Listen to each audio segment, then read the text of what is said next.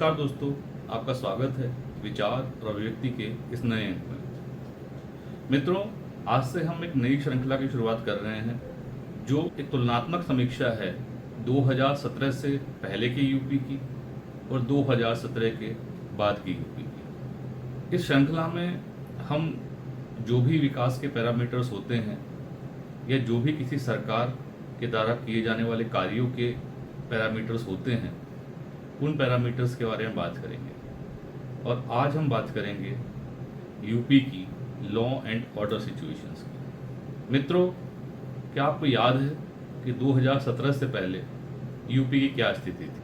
अगर किसी यूपी के निवासी से पूछा जाता कि यूपी की क्या पहचान है 2017 से पहले, तो वो ये कहता कि दंगे, माफिया, गुंडाराज, किडनैपिंग, बाहुबली और एक डर का माहौल।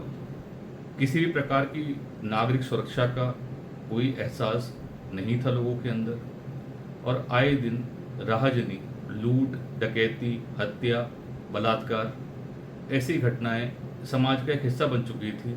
बल्कि ये कहें कि समाज ने इनके साथ जीना सीख लिया था, क्योंकि ना तो कोई सुनवाई होती थी और ना ही किसी तरह की कार्रवाई। मित्रों, 2017 से पहले का जो समय था वो समय ऐसा था कि यूपी केवल सबसे ज़्यादा जनसंख्या वाला राज्य नहीं था, बल्कि सबसे ज़्यादा अपराधों वाला एक राज्य था। यहाँ पे जो लॉ एंड ऑर्डर की सिचुएशन थी वो ऑलमोस्ट कोलैप्स हो चुकी थी और जो ये अपराध है ये पॉलिटिक्स का एक अहम हिस्सा बन चुका था। जो यहाँ के नेता थे चुनाव जीतने के लिए बाहुबलियों का साथ लेते थे। बाहुबलियों का एक पूरा नेटवर्क था, छोटे लेवल पे बदमाश, फिर उनके ऊपर उनसे बड़े बदमाश और उनसे ऊपर ये बाहुबली जनता को लगातार डराते थे, धमकाते थे, भय का एक पूरा वातावरण बना रखा था। लोग घर से निकलने में सुरक्षित महसूस नहीं करते थे। अगर किसी का बच्चा बाहर जा रहा है किसी भी काम से, चाहे वो शहर के अंदर ही क्यों ना हो, तो एक असुरक्षा की भावना थी कि वह सही सलामत लौटेगा या नहीं लौटेगा। अगर किसी का पति या पत्नी बाहर काम के लिए जा रहे हैं, चाहे वो ऑफिस जाना हो, चाहे वो रोज़मर्रा की खरीदारी के लिए, कब क्या घटना हो जाए कोई भरोसा नहीं था। और पूरे समाज में एक इस तरह की असुरक्षा की भावना थी। जैसा कि मैंने पहले कहा कि एक सुनियोजित अपराध तंत्र यहाँ विकसित था और जिसको राजनीतिक संरक्षण पूरे तरीके से प्राप्त था। ना तो उनके विरुद्ध कोई पुलिस की कार्रवाई होती थी, ना ही अदालतों तक उनके मामले पहुँचते थे, और अगर पहुँचते भी थे तो कोई कार्रवाई नहीं होती थी। किसी भी प्रकार से उनको अदालत को या तो छोड़ना पड़ता था क्योंकि सबूत ही नहीं मिलता था, और अगर सबूत मिलता भी था तो भी बड़े बड़े वकील करके पॉलिटिकल जो उनके आका थे वो उनको वहाँ से छुड़ा ही लेते थे। अगर आप बात करें यूपी वेस्ट की, चाहे वो सहारनपुर है, मुजफ्फरनगर है, मेरठ है, यहाँ पर शुगर केन की, गन्ने की खेती होती है और गन्ना ही यहाँ की एक प्रमुख फसल है। इस फसल के कारण सर्दियों के समय पे जो विंटर सीजन होता है, अपराध बहुत बढ़ जाते थे, अपराधी अपराध करते थे और जो खेत होते थे गन्ने के उसमें छुप जाते थे। अपहरण का भी एक उद्योग सा चल रहा था। जब गन्ना बड़ा होता था, ईख बड़ा होता था, तो उस टाइम जो अपहरण है ये अपने चरम पे पहुंच जाते थे। पुलिस कुछ कार्रवाई करती नहीं थी, ना तो उनकी कोई इच्छा शक्ति थी और ना ही उनको राजनीतिक रूप से किसी प्रकार का कोई निर्देश होता था कि इन तत्वों के खिलाफ कार्रवाई की जाए। हम जानते हैं कि किस प्रकार के बाहुबली तत्व यूपी में पल रहे थे और किस प्रकार से उनका राजनीतिकरण हो गया था। कुछ तो उनमें से राजनीति में पहुंच गए, कुछ तो माननीय भी बन गए थे। मित्रों, उत्तर प्रदेश में क्राइम और पॉलिटिक्स का कनेक्शन नया नहीं है। 1990 के बाद जब कास्ट बेस्ड पॉलिटिक्स शुरू हुई, उसके राइज के साथ ही कई बाहुबली सीधे इलेक्टोरल पॉलिटिक्स में आ गए और इसका हिस्सा बन गए। उन दिनों यूपी में एक लाइन बहुत मशहूर थी कि यूपी में चुनाव आइडियोलॉजी से नहीं, इन्फ्लुएंस से जीते जाते हैं। चाहे मुख्तार अंसारी हो, चाहे अतीक अहमद, इन जैसे माफिया जो बाद में संसद तक भी पहुंचे। अगर खाली अतीक अहमद की बात करें तो उस पर 160 मुकदमे दर्ज थे अपहरण, हत्या और लूट। अगर ये कहा जाए कि यूपी में क्रिमिनल सिस्टम से बाहर नहीं थे बल्कि सिस्टम का हिस्सा बन चुके थे। अगर आप व्यापारियों से बात करें तो व्यापारी कहते हैं कि उस समय बिजनेस चलाना अपने आप में एक बहुत बड़ी समस्या हो गई थी। किसी भी प्रकार का बिजनेस करने से पहले लोकल माफिया का संरक्षण प्राप्त करना जरूरी था। लोकल माफिया को टैक्स देना पड़ता था, गुंडा टैक्स, और उसके बावजूद भी क्योंकि उनकी मांगें कभी ख़त्म नहीं होती थी, व्यापारी वर्ग हमेशा एक दबाव में रहता था।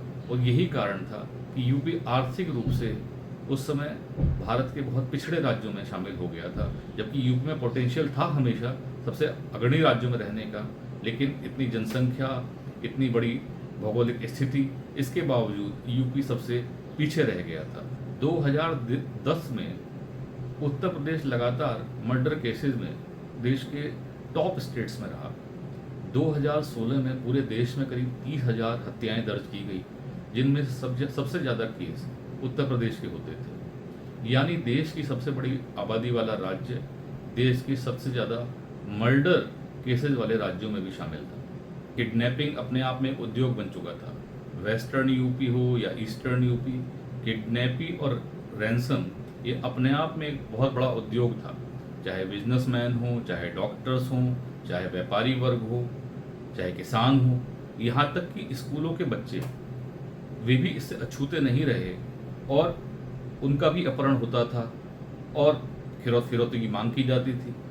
ज़्यादातर मामलों में जो अपहृत होता था वह जीवित नहीं मिलता था, फिरौती देने के बावजूद भी उसकी भी हत्या कर दी जाती थी। एनसीआरबी के अनुसार 2017 में लगभग 95,000 के किडनैपिंग और एब्डक्शन के मामले दर्ज हुए और यूपी इस कैटेगरी में सबसे ऊपर रहने वाले राज्यों में शामिल था।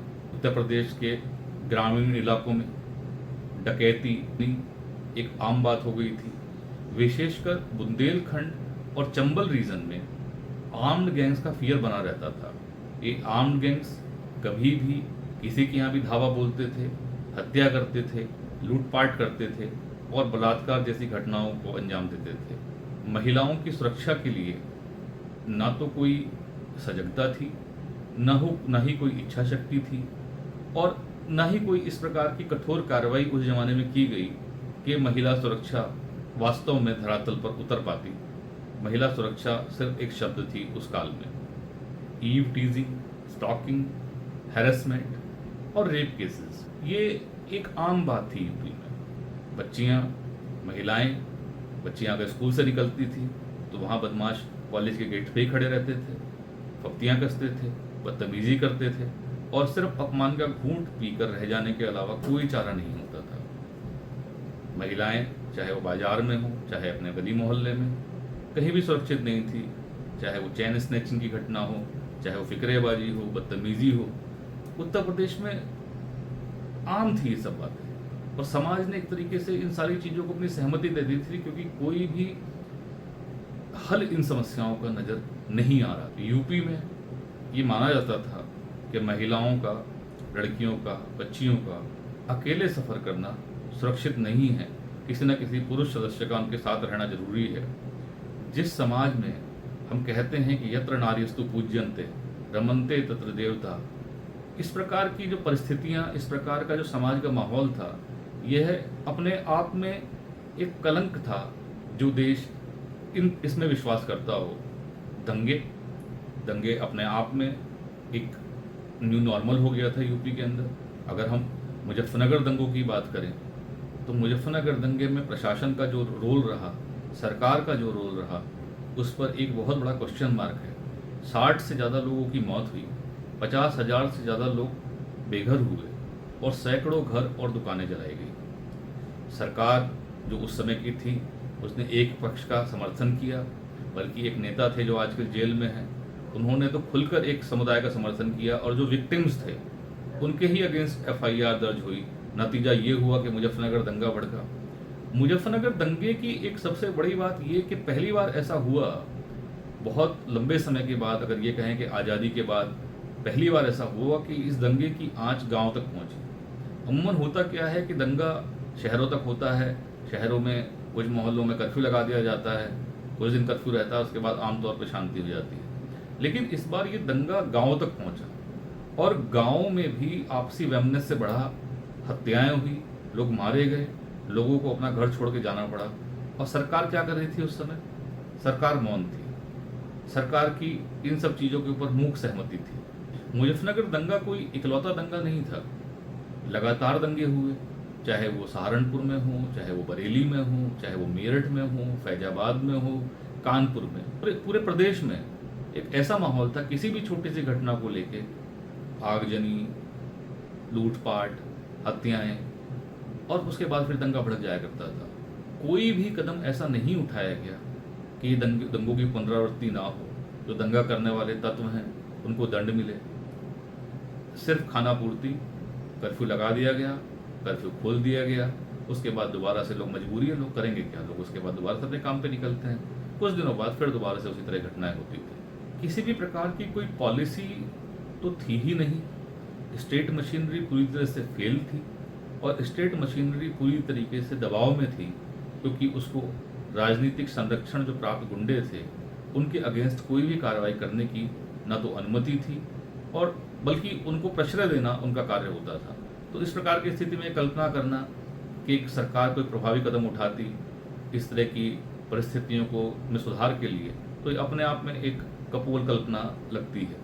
राष्ट्रीय स्तर पर यूपी की जो एक इमेज थी विकास की, अगर हम कुछ दशक पीछे जाएं, वहाँ की बात कर रहा हूँ, उसको बहुत धक्का लगा इस पीरियड में। इस पीरियड में लगातार यूपी क्राइम रेट में ऊपर जाता रहा और विकास के सभी मानकों पर लगातार नीचे गिरता रहा। तो ये तो थी 2017 से पहले की स्थिति, भूले तो नहीं हैं आप। अब आते हैं 2017 के बाद।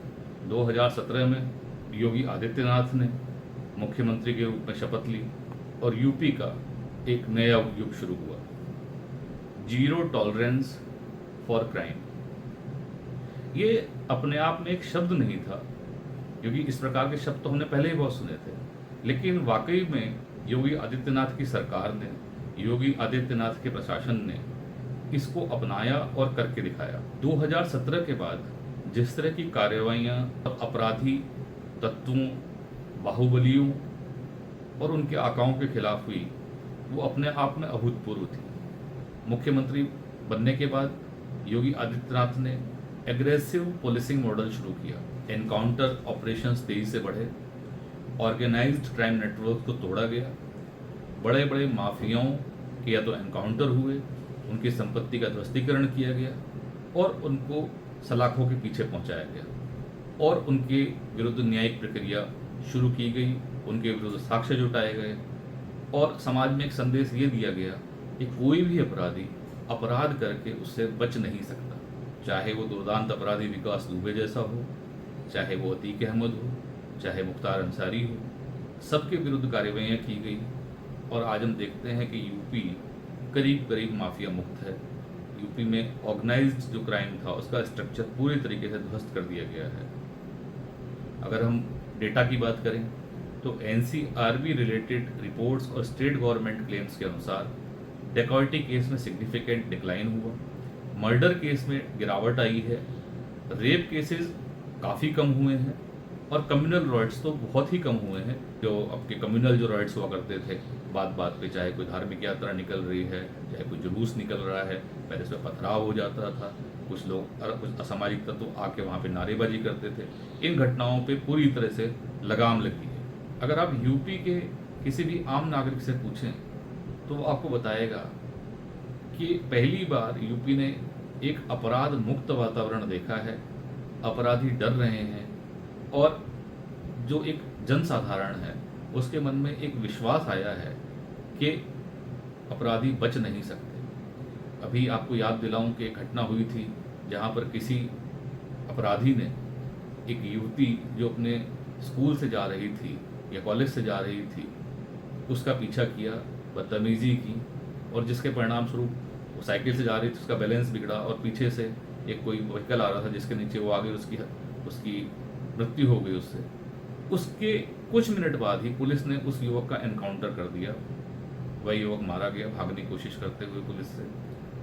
और योगी आदित्यनाथ ने एक स्टेटमेंट दिया था कि अगर आप इस प्रकार किसी भी घटना में इन्वॉल्व हैं तो अगले चौराहे पे यमराज आपके लिए खड़े हुए हैं। इस प्रकार के जो स्टेटमेंट्स हैं ये जनता के मन में विश्वास पैदा करते हैं। जब अतीक अहमद ने सरकार के विरुद्ध या योगी आदित्यनाथ के विरुद्ध कोई टिप्पणी की थी तो उस समय योगी आदित्यनाथ ने कहा था कि हम माफिया को मिट्टी में मिला देंगे, और उन्होंने ऐसा करके दिखाया।